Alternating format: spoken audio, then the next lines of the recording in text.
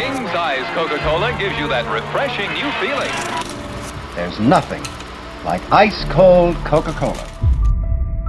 With a revenue of a staggering $22 billion in 2022, Coca-Cola has the reputation of being one of the most successful brands in history. Spending $4.7 billion on advertising, Coca-Cola knows how to manipulate you into buying their products. But behind the veil of vibrant colors, captivating music, and entertaining ads, Coca-Cola hides dark secrets from its past. The centuries-old history of Coca-Cola is filled with accusations of exploitation, diseases, killings, and even darker chapters that you might have never imagined. So, get ready, as we're about to travel through the pages of Coca-Cola's mysterious history and uncover secrets most people have never known. But before we begin, make sure you've subscribed to our channel because you don't want to miss our thrilling stories, exploring the big brands ruling the world. It was the early 1880s, a period in the history of the United States where there was no check and balance over food and beverages marketed. People would consume concocted syrups of different kinds of addicting substances like cocaine. John Stith Pemberton, a pharmacist and war veteran, was recovering from a severe wound that he sustained during the Battle of Columbus in 1885. To help him bear the pain, doctors prescribed morphine, which is a potent analgesic. However, he soon discovered that he had developed a morphine addiction and must do something about it. After experimenting with different painkillers to help him move away from morphine, Pemberton started consuming coca vines, especially the then famous Vin Mariani, which was a French Corsican coca wine. After witnessing the increasing demand for these soft drinks, Pemberton decided to prepare one of his own by adding caffeine to Vin Mariani's version of coca wine. In 1885, Pemberton registered French wine coca nerve tonic in Columbus, Georgia. But in 1886, the government banned alcoholic beverages in a period known as the Prohibition era. Pemberton now had to change his recipe or give up on his aspiration to create the perfect soda. So he substituted wine with carbonated water in his formula and gave his product the name Coca-Cola. But there was one more problem: it tasted bitter. So Pemberton modified his recipe and added lots of sugar to make it taste sweeter. He then marketed it as a medicine to treat various medical conditions, like morphine addiction, indigestion, nerve disorders, headaches, and even impotence. His first sale came from a small pharmacy in Atlanta, Georgia, called Jacob's Pharmacy. Interestingly, the first Coca-Cola was sold for a mere 5 cents per glass. While Pemberton created the recipe for what would become one of the most influential brands in the history of the world, his health condition worsened over time, and he eventually died in August 1888. Before dying in 1888, Pemberton sold some of the company's shares to an aspiring entrepreneur named Asa Candler. However, Asa Candler wanted full control of the company, and after Pemberton's death, he finally saw an opportunity. Asa Candler purchased the remaining shares from Pemberton's family for a total amount of $2,300, and that was a turning point for Coca-Cola. Now that Chandler was the owner of the company, the next goal was to build a consumer base, and he knew exactly how to do it. With aggressive marketing. Marketing's always been the backbone of Coca-Cola's thriving business. Asa Candler placed Coca-Cola's advertisements in every corner of the city, and very quickly, Coca-Cola's sales began to rise. Soon, Candler realized that marketing Coca-Cola as a medicine could not expand his business, so he started advertising Coca-Cola as a refreshment drink rather than a medicated syrup. In the start, Candler only sold Coca-Cola as a syrup, and sellers were supposed to add the carbonated water, turning it into a refreshing cold drink. This helped Candler cut costs associated with shipping and handling.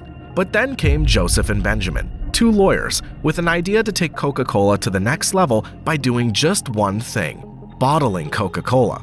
The iconic Coca-Cola bottle did not make it to the market in its early days. That's because bottling was expensive and time-consuming. And Candler thought it was a dumb idea to increase production costs when his business was already booming by just selling the syrup. But Joseph and Benjamin thought otherwise, and they finally managed to convince Candler. They had an agreement. Candler sold the bottling rights for Coca-Cola to Joseph and Benjamin for a nominal fee of $1. But this was indeed a bad idea. No, not the bottling, but Candler signing the contract without giving it a thorough read. So initially, Candler thought that he had nothing to lose because giving bottling rights to Joseph and Benjamin meant increased sales of the syrup without incurring the bottling expenses. In fact, he never thought the idea would even work, but bottled cola became a huge success. And it is until now. While his syrup sales indeed went up, there was one major issue with the contract that he completely missed. Although the contract gave bottling rights to Joseph and Benjamin for $1, there was no mention of the contract expiry or price changes in the future. So what it meant was that Candler had to supply the syrup to the bottling company for an unlimited time and without raising the price, no matter how much the raw material cost to Candler. This led to multiple lawsuits between Coca-Cola and the bottling company. But Coca-Cola then spent millions of dollars on acquiring the rights sold by Candler for just $1.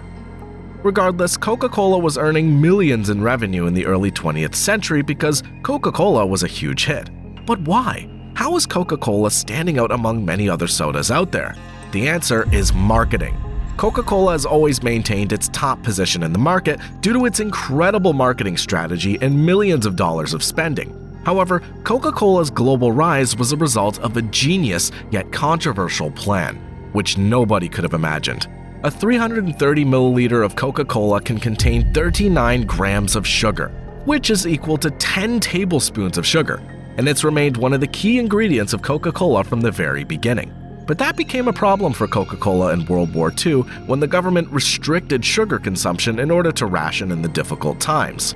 The government asked businesses to cut down sugar consumption in their products, but Coca-Cola asked for an exemption. And surprisingly, the government agreed. That's because Coca-Cola was paying millions of dollars to the government that helped it fund the war. Coca-Cola went beyond just getting an exemption on cutting down sugar consumption. It funded countless studies to convince the government that its product was a perfect energy drink for soldiers fighting on battlefields worldwide. The company even agreed to sell its drink for just 5 cents to US soldiers no matter where they were. Now, it might look like a poor deal, but it was, in fact, a genius strategy. By selling its drinks at a meager price to soldiers, Coca-Cola associated its name with patriotism, which is something that sells during wartime. Soon, ads started appearing that featured soldiers holding Coca-Cola bottles, and it became the face of American patriotism. In the next stage of its strategy, Coca-Cola convinced the government to help fund its global expansion in order to grow American influence. But in fact, it was Coca-Cola's ticket to the international market. Coca-Cola successfully set up 64 different plants across the world, most of them funded by the US government. However, Coca-Cola was playing a double game by also supplying the Nazi Germany with Cokes. Just like back in the US, Coca-Cola was doing everything to appear pro-government in Germany by promoting the Nazi propaganda. But after the war, just like all other companies, Coca-Cola disassociated itself from the war crimes perpetrated by the Nazis. And by the late 1950s, Coca-Cola had expanded to every corner of the world. But behind the immense success of Coca-Cola, there lies dark secrets from its past that only a few people have heard of. Let's start from the obvious. Coca-Cola contains lots and lots of sugar, about 10 tablespoons of sugar in each can, which is way more than the World Health Organization's suggested limit of 6 tablespoons of sugar per day. That's why consuming soda drinks, like Coca-Cola, can lead to type 2 diabetes and obesity. In fact, research reports that around 184,000 people die every year because of drinking sugary beverages. Now, this is something concerning from the health perspective, and Coca-Cola knows that it can harm their marketing campaigns. So, they came up with a solution. Coca-Cola started funding research to disassociate diseases from Coca-Cola, and there have been studies conducted that proved that drinking sugary beverages is totally safe, but they never disclosed who funded these studies. But that's not the most evil thing Coca-Cola's funded. In 2003, Coca-Cola was accused of killing bottling company workers engaging in unions in Colombia. These workers would join unions because Coca-Cola openly exploited them by offering just $15 a day for 15-hour shifts. Beyond just accusations, the International Labor Rights Fund sued Coca-Cola for literally running death squads to kidnap, torture, and even kill union officials in Latin America. While these controversies have left a dark spot in the reputation of Coca-Cola, the reason for the biggest backlash it ever faced was because of a totally different reason.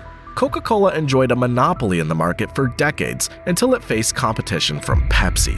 In 1975, Pepsi launched the Pepsi Challenge, where they used to give people 2 white cups, one with Pepsi and the other with Coca-Cola, and asked them to reveal their preferences.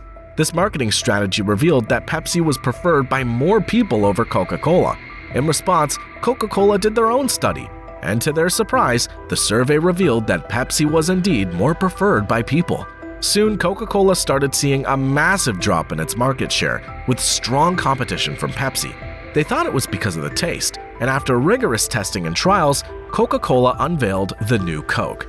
Soon, the older version of its formula was replaced by the new Coke in markets.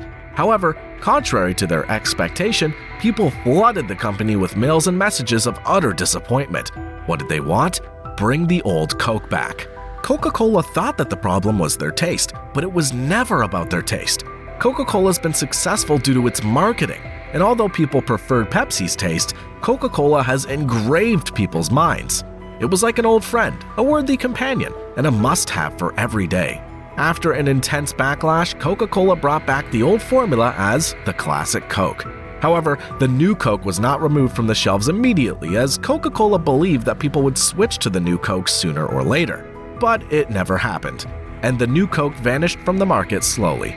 But the popularity of Coca-Cola soared over the decades, and today, 10,000 Coca-Cola drinks are consumed across the world every second. Nobody cares about its past. What everyone knows is that Coca-Cola means happiness, memories, and friendship. And that was all about today's video. We hope that you enjoyed this incredible journey of Coca-Cola.